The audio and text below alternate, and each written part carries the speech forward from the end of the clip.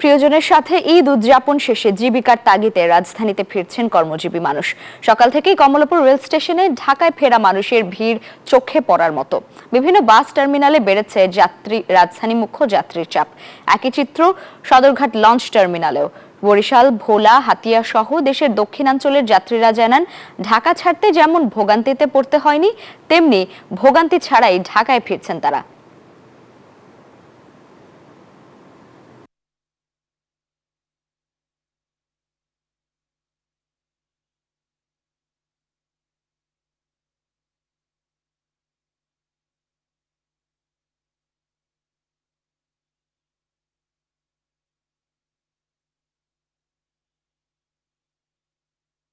Bundle থাকলে প্রতি সেনমানিতে টাকা বাঁচবে।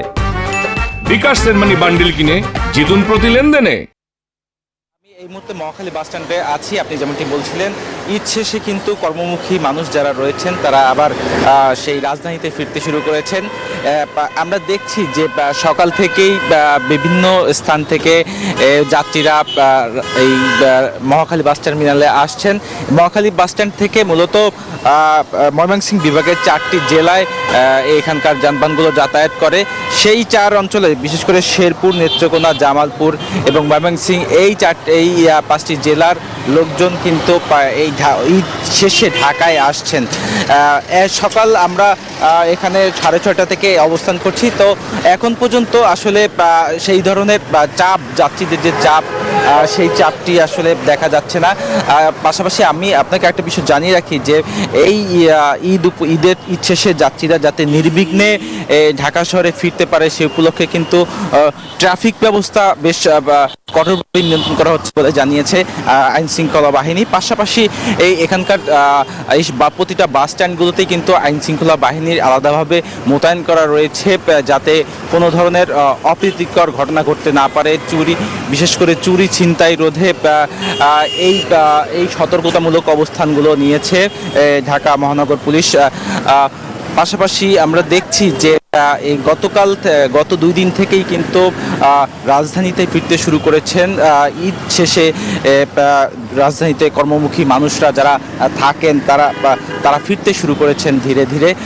এই যাত্রা আগামী কালকে পর্যন্ত থাকবে বলে মনে করছেন সাধারণ মানুষজন। পাশাপাশি বাস স্ট্যান্ডের যারা রয়েছেন, বিশেষ করে বাস মালিক সমিতির লোকজন রয়েছেন, তারা যেটি বলছেন যে আজকে অধিকাংশ লোক ফিরবে রাজধানীতে। পাশাপাশি আগামীকাল থেকে, যেহেতু আগামীকাল রোববার, ঢাকা শহরের যে কর্মস্থানগুলো রয়েছে সরকারি পাশাপাশি বেসরকারি কর্মস্থানগুলো সবগুলোই মোটামুটি রোববার থেকে পুরোদমে চালু হয়ে যাবে। তো সেক্ষেত্রে অনেকেই রোববার সকালে কিন্তু ঢাকা শহরে আসার চেষ্টা করবেন। তো সেই আগামীকালকে চাপটাও কিন্তু থাকবে বলে এখানকার বাস মালিক সমিতির লোকজনরা বলছেন। তো মহাখালী থেকে এই ছিল আমার কাছে এখন পর্যন্ত সর্বশেষ। আমরা চলে যাব সদরঘাটে, আমাদের সহকর্মী জুবাইর সানি আছে সেখানে। সানি।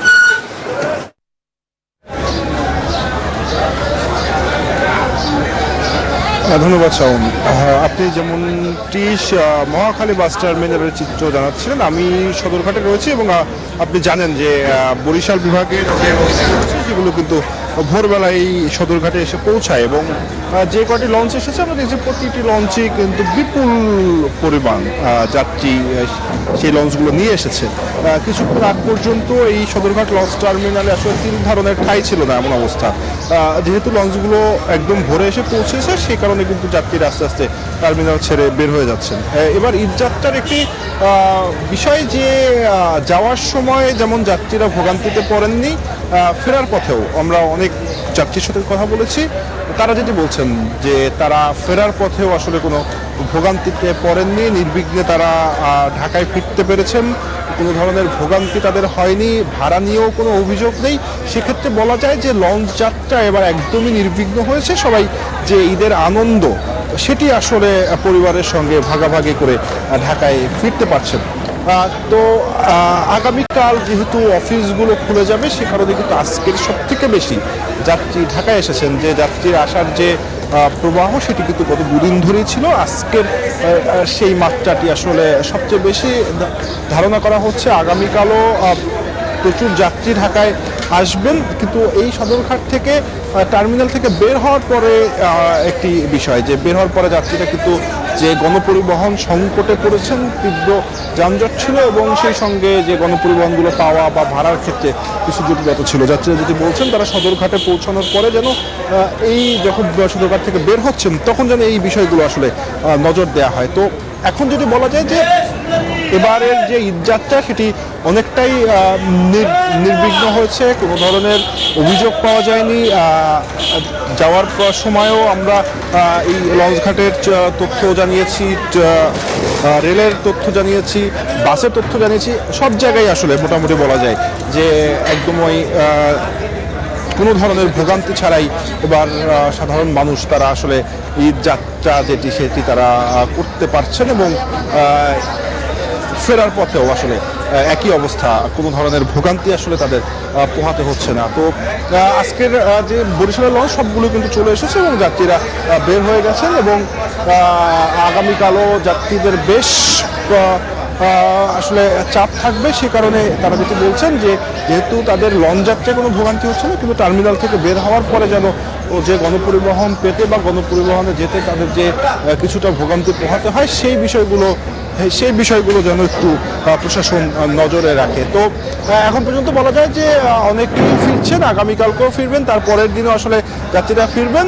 এবং তারা ধন্যবাদ জানাচ্ছেন প্রশাসনকে যে এবার আসলে তারা কোনো ধরনের ভোগান্তি ছাড়া নির্বিঘ্নে শান্তিপূর্ণভাবে তাদের যে ঈদ আনন্দ সেটি তারা করতে পেরেছেন। তো এই ছিল আমার কাছে সদরঘাট লঞ্চ টার্মিনাল থেকে সর্বশেষ তথ্য। সানি, ধন্যবাদ আপনাকে।